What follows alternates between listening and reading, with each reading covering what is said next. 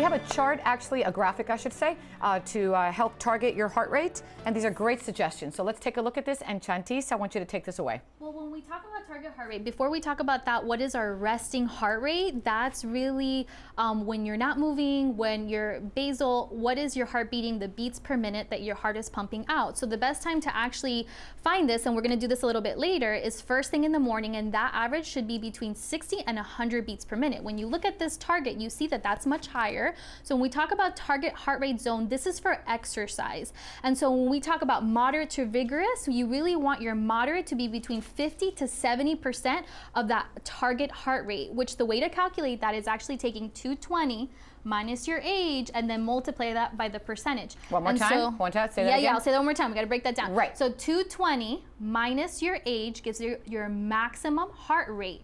From that, if you're trying to calculate the 50%, you take that number. So let's say the person is 20 years old, their maximum is 200 times 0.5 will give you that 50%. Okay. And so that gives you a range, an actual number to look at beyond your rate of perceived exertion. You know, we talked about that conversation or talk test.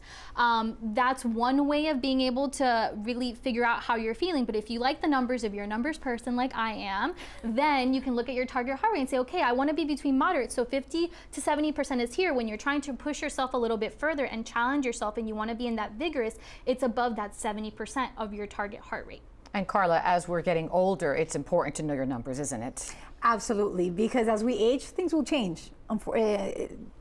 Everything changes. Everything changes. Everything will change. But if we have habits already in place where we already started working on maybe 15 minutes, 20 minutes, little by little, we can extend the quality of life that we have. And that's really important. And it's also that acceptance, okay? Everyone gets older. We're all aging. It's happening to all of us, whether we want to admit it or not. And so the same thing with our organs and our heart. So you're going to notice that as you get older, your target heart rate will change.